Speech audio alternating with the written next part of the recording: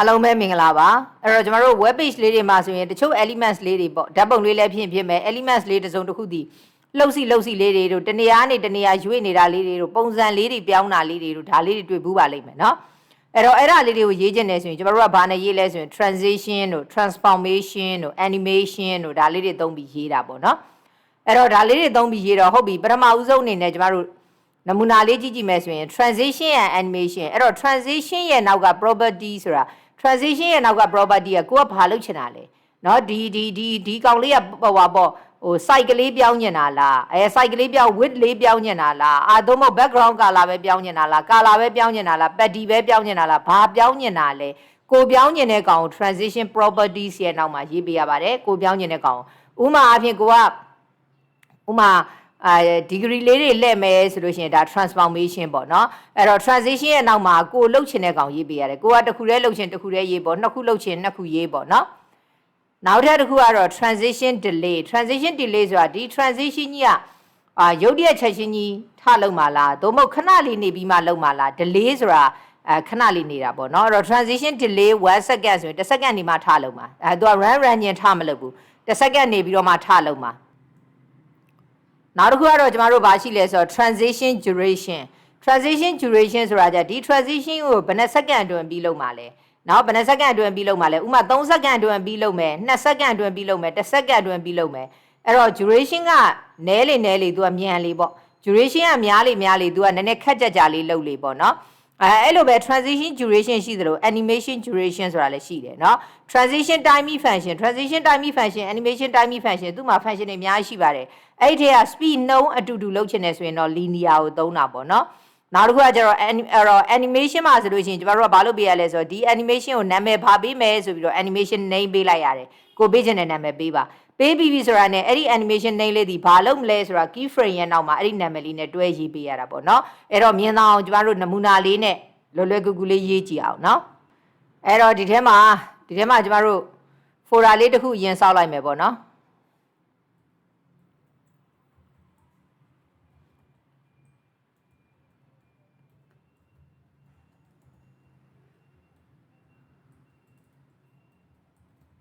ကဲဟုတ်ပြီအဲ့တော့ folder လေးတစ်ခုစောက်လိုက်မယ်အဲ့ထဲမှာမှ number 1ပေါ့test 1 ကကျွန်မကဘာလုပ်ချင်တာလဲဆိုတော့ loady လေးရေးကြည့်မယ် loady.html ပေါ့เนาะအဲ့တော့ကျွန်တော်တို့ဒီထဲမှာ html တစ်ခုလုပ်လိုက်ပါမယ်ဟုတ်ပြီအဲ့တော့ဒီကောင်ကိုဒီကောင်က loady လေးရေးချင်တာเนาะ loady လုပ်တဲ့ဥစ္စာလေး loady ဆိုရင်သိတဲ့အတိုင်းပဲကျွန်တော်တို့အဝိုင်းလေးလဲနေတာပေါ့เนาะအဝိုင်းလေးလဲနေတဲ့ဥစ္စာလေးကိုရေးကြည့်မှာ loady လို့ပေးလိုက်မယ်ဟုတ်ပြီအဲ့တော့ဒီထဲမှာကျွန်မကနေအလဲကောင်ပို့ချင်တော့ဒီမှာcontainer ဆိုတဲ့ div လေးတစ်ခုစောက်လိုက်မယ်เนาะအဲ့တော့ container ဆိုတဲ့ div လေးတစ်ခုစောက်လိုက်ပြီအဲ့ဒီ container ထဲမှာအပေါ်မှာအဝိုင်းလေးပေါ့အဝိုင်းလေးကလဲနေတာဆိုတော့အဝိုင်းလေးပေါ်ခြင်းနဲ့အောက်မှာစာလေးပေါ်ခြင်းနဲ့เนาะအဲ့တော့အဝိုင်းလေးနဲ့စာလေးနဲ့ပေါ်ခြင်းတာအပေါ်အောက်ပေါ်ခြင်းတာအဝိုင်းလေးနဲ့စာလေးနဲ့အဲ့တော့အပေါ်မှာ div တစ်ခုပေးလိုက်မယ် div ကကျတော့အဝိုင်းလေးပေါ်ဆိုကြပါစို့circle ပေါ့เนาะ circle ဆိုတဲ့ div တစ်ခုပေးလိုက်တယ်အဲ့ဒီရဲ့အောက်မှာမှကျွန်မက h2 လောက်နဲ့loady ပေါ့เนาะအဲ့တော့ loady ဆိုတာလေးပေါ်ကျင်တာပေါ့เนาะအဲ့တော့ဒီလိုမျိုးလေးပေါ်ကျင်တာဒီလိုမျိုးလေးပေါ်ကျင်နေဆိုရင်ကျွန်တော်တို့ကဒီကောင်လေးကိုသွား run ကြည့်လိုက်လို့ရှိရင်အောက်က loady ကတော့မြင်နေရလိမ့်မယ်အပေါ်ကအဝိုင်းကမြင်ရမှာမဟုတ်ဘူးเนาะအဲ့တော့ loady ဆိုတာမြင်ရတယ်အပေါ်ကအဝိုင်းကမမြင်ရဘူးဘာကြောင့်အပေါ်ကအဝိုင်းကမမြင်ရတာလဲဆိုတော့ဒီကောင်လေးကဒီ div ထဲမှာဘာမှမရှိဘူးလေဘာမှမရှိတော့ तू ကနေရမရှိဘူးမယူတော့ကျွန်တော်တို့ကဘာပဲမြင်နေရလဲဆိုတော့ loady ဆိုတာလေးပဲမြင်နေရတယ်အဲ့တော့ဒီ circle လေးကိုကျွန်တော်တို့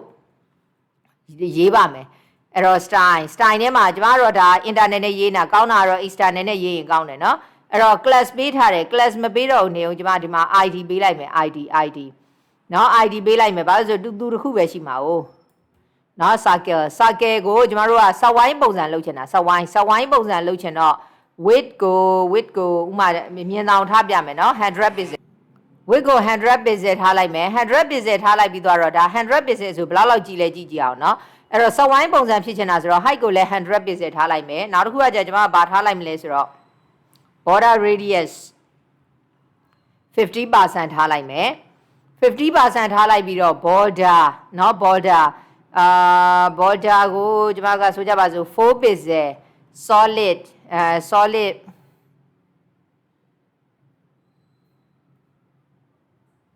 ဒီအောင်လေးပေးလိုက်တယ်ပေါ့เนาะဆိုကြပါစို့ အဲ့တော့ဒီမှာ run ပြီးသားရှိတယ် run ပြီးသားရှိတော့ကျမတို့သွားကြည့်လိုက်လို့ရှိရင်ဒီမှာဒီလိုအဝိုင်းလေးပေါ်နေဒါ100နှုံးမယ်အဲ့တော့ဒီကောင်ကိုဘယ်လောက်ထားကြည့်မလဲဆိုတော့ကျမတို့60ပေါ့နော်60လောက်ထားကြည့်လိုက်မယ်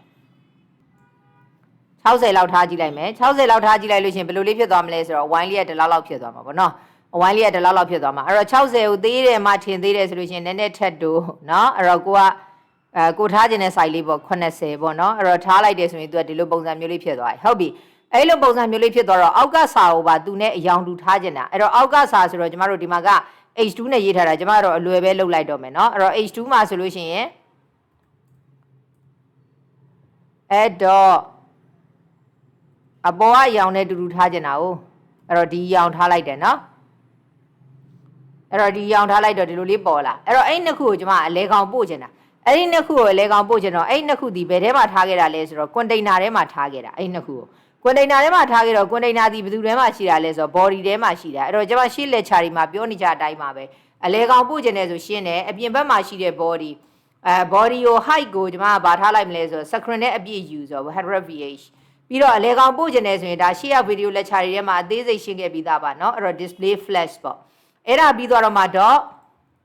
container အဲ့တော့ container ကိုကျမတို့ကအလဲကောင်ပို့ခြင်းတာကိုเนาะအဲ့တော့ margin auto လို့ထားကြည့်လိုက်မယ်ဆိုလို့ရှိရင်ဒီကောင်လေးကဒီမှာအလဲကောင်လေးရောက်သွားပြီဒါပဲဒီနှစ်ခုကို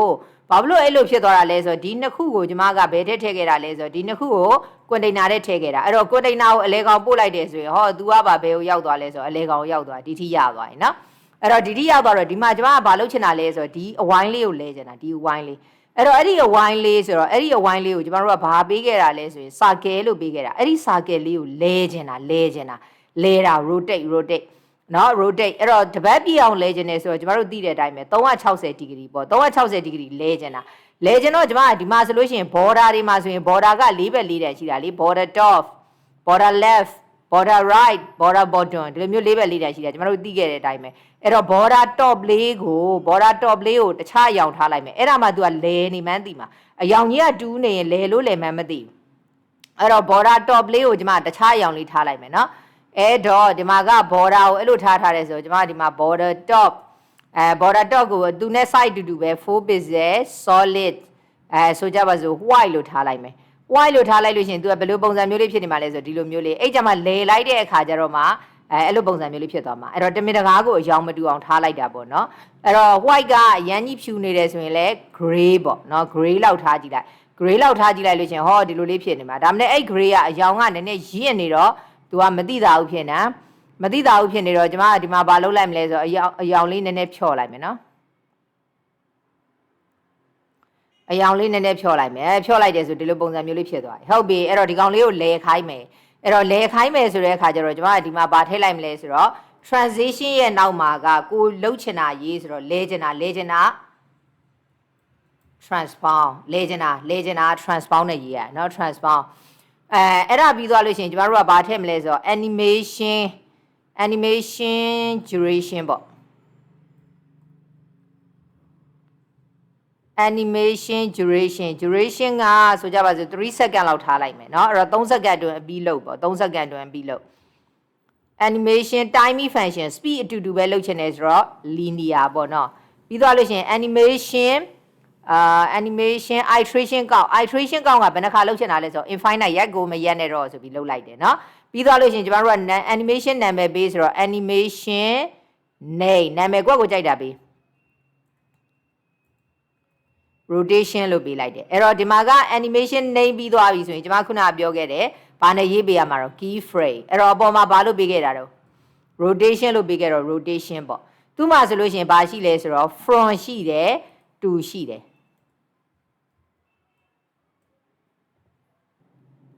အဲ့တော့ from ကိုရေးမယ်ဆိုလို့ရှိရင် from ဒီခုနကတော့ကျမတို့ပြောခဲ့တာလဲချင်တာဆိုတော့ဒီမှာ transform သုံးခဲ့တယ်အဲ့ဆို transform ဒီ rotation တွေဘာတွေလုပ်လို့ရတယ်လို့ဒါကျမတို့သိပြီ rotate ဟုတ်ပြီဘယ်လောက် degree ကနေစမှာတော့0 degree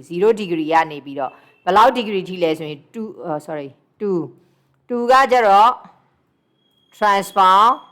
rotate เนาะအဲ့တော့ဘယ်လောက် degree ထိသွားမှာလဲဆိုရင်ကျမတို့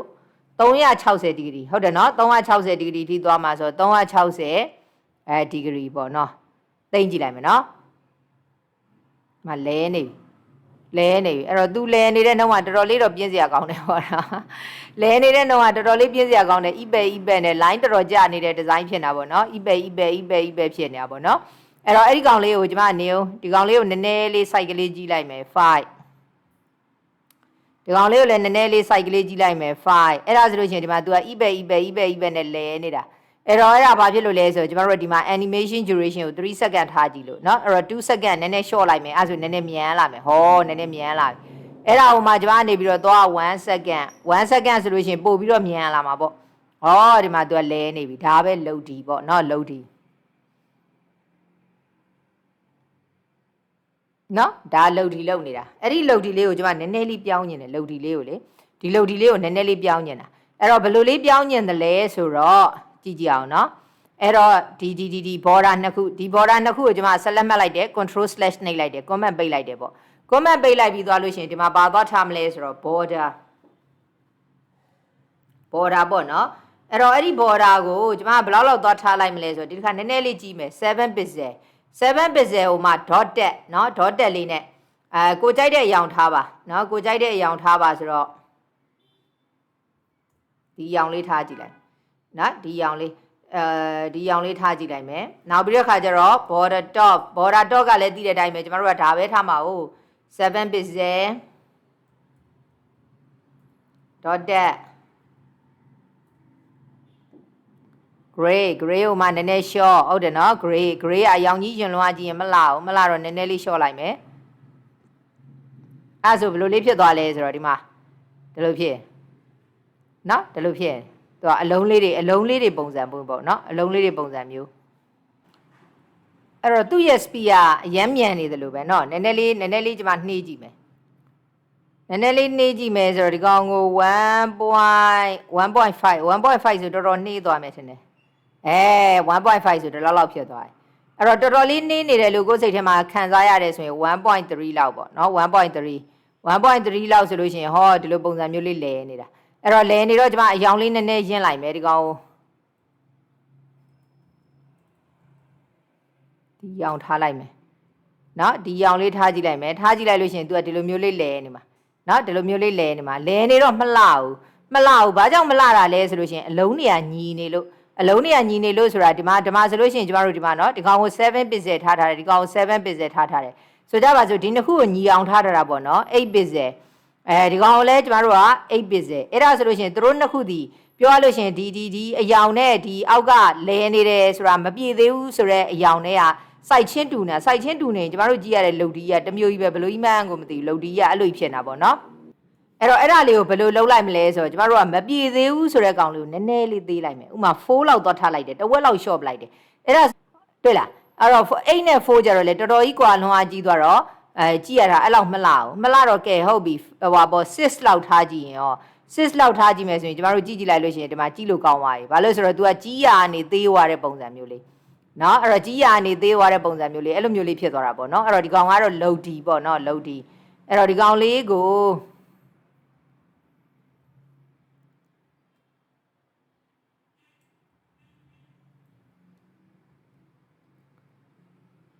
ဒီလိုပုံစံမျိုးလေးပေါ့အဲ့ဒါဆိုလို့ရှိရင်ဒီလိုမျိုးလေးသေးနေတာเนาะအဲ့တော့ဒီကောင်လေးကိုနည်းနည်းလေးခုနကပြောတဲ့ဟို site ကြီးဆိုရင်တော့ကျမတို့ကမလှဘူးပေါ့နော် site ကလေးကိုဒီကောင်လေးကိုရောင်လေးသေးလိုက်လို့ရှိရင်လှသွားတာဥမာ7လောက်ထားကြည့်မယ်အပေါ်က8အောက်က7အဲ့ဒါဆိုလို့ရှိရင် तू ကဒီမှာနည်းနည်းကြည့်ကောင်းသွားပြီเนาะအဲ့လိုမျိုးလေးပေါ့เนาะဒါကတော့ဗာလဲဆိုလို့ရှိရင်ကျမတို့ load D ပေါ့ load D ကို animation လေးနဲ့ရေးကြည့်တာပေါ့เนาะအဲ့တော့ animation နဲ့ရေးကြည့်တော့ကုတ်ကလေးကိုနမူနာကျမတို့ပြန်ပြောရမယ်ဆိုလို့ရှိရင်เนาะအဲ့တော့နမူနာပြန်ပြောရမယ်ဆိုလို့ရှိရင်တော့ဓမ္မကဘာလုပ်လိုက်လဲဆိုတော့ကျမတို့အဝိုင်းလေးထားလိုက်တယ်အဲ့တော့အပြည့်ပေါ်ခြင်းနဲ့ဆိုရင်တော့ solid ကို3ပေါ့လေ dotted ပေါ်ခြင်းနဲ့ဆိုရင်တော့ dotted ကို3ပေါ့เนาะအဲ့တော့ rotate ဘာညာလောက်တာကို transform လုပ်တယ်လို့ခေါ်တာဒါကြောင့် transition ရဲ့နောက်က transform အယောင်ပါပြောင်းခြင်းနဲ့ဆိုရင် comma color ဘာညာဒီလိုတန်းစီရေးလို့ရတယ်ပေါ့เนาะအဲ့တော့ duration ကတော့သိတဲ့အတိုင်းပဲခုနများထားတော့ eBay နဲ့เนาะနည်းနည်းလေးထားလိုက်တော့မှသူကမြန်လာတာဒါက speed အတူဖြစ်ခြင်းနဲ့ဒီကောင်ကဥမာအဖြစ်ကျမတို့ဒီနေရာမှာ infinite လို့မထားဘဲနဲ့3လို့ထားကြည့်လိုက်မယ်3လို့ထားကြည့်လိုက်လို့ရှင်လဲမယ်3ကပြည့်တာနဲ့ရက်သွားပြီအဲ့လိုမျိုးပေါ့နော်အဲ့တော့ဒီနေရာမှာ infinite ဆိုရင်တော့ तू ကဘယ်တော့မှမရက်တော့ဘဲနဲ့လဲနေတော့မှာခုနက3ဆိုလို့ရှင်တော့ तू က3ကောက်ပြည့်တာနဲ့တင်ရက်သွားမှာပေါ့နော်အဲ့ဒါက ပါလဲဆိုလို့ရှိရင် iteration count ပေါ့ animation နဲ့ရတော့ကိုယ့်ကိုကြိုက်တာပဲပြီးရင် key frame ရဲ့နောက်ကနေ front to ဒါကတော့ front to ဆိုတာအလွယ်ရေးလိုက်တာအဲ့တော့ဘယ်နေရာရောက်ရင်ဘယ်လိုပြောင်းဘယ်နေရာရောက်ရင်ဘယ်လိုပြောင်းဆိုတာရာခိုင်နှုန်းနေနဲ့ရေးလို့ရတယ်ဥမာfrom ကနေ2ဆိုလို့ရှိရင်0ရာခိုင်နှုန်းကနေပြီးတော့100ရာခိုင်နှုန်းထိပေါ့ဒီလိုသွားတာပေါ့အဲ့ဒါဟိုမှာ4မျိုးလောက်ပြောင်းခြင်းနဲ့ဆိုရင်0 25ရာခိုင်နှုန်း50ရာခိုင်နှုန်းစသဖြင့်အဲ့လိုမျိုးလေးတွေပေါ့ကိုကရာခိုင်နှုန်းလေးတွေကိုကြိုက်တဲ့လောက်ခွဲရေးလို့ရတယ်10ကလောက်ချင်တယ်ဆိုဥမာ10% တို့ 20% တို့ဒီလိုခွဲရေးလို့ရတယ်ဒီကောင်ကတော့အစနဲ့အဆုံးနဲ့ပဲရေးလိုက်တာပေါ့0 degree ကနေ360 degree ထိသွားဆိုရင်ဒါဆိုလို့ရှိရင်ကျွန်တော်တို့ကဘာလုပ်တဲ့ပုံစံလေးရသွားပြီလဲဆိုတော့ loady လုပ်တဲ့ပုံစံမျိုးလေးရသွားပြီပေါ့နော် loady လုပ်တဲ့ပုံစံမျိုးလေးကဲအဲ့တော့အောက်ကအရောင်လေးကိုလည်းကျွန်တော်တို့တူအောင်ပြောင်းလိုက်မယ်ပေါ့နည်းနည်း font size လေးနည်းနည်းလေးကြီးလိုက်မယ်နော်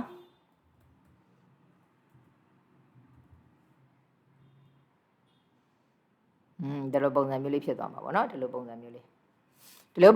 ဖြစ်သွားတော့ तू ကနည်းနည်းရွဲ့နေတယ်လို့ပဲ तू ကနည်းနည်းရွဲ့နေတယ်လို့ပဲဆိုတော့သူ့ကိုထားကြည့်လို့ရမလား test align center နဲ့ထားကြည့်လိုက်မယ် center နဲ့ထားကြည့်လိုက်ရင်ကို तू ကနည်းနည်းလေးဘာဖြစ်လို့လဲဆိုတော့ဘာဖြစ်လို့အဲ့လိုဖြစ်တာလဲကျွန်တော်တို့ကြည့်ကြည့်အောင်နော်ဘာဖြစ်လို့အဲ့လိုဖြစ်တာလဲကြည့်မယ်ဆိုတော့ container လေးကို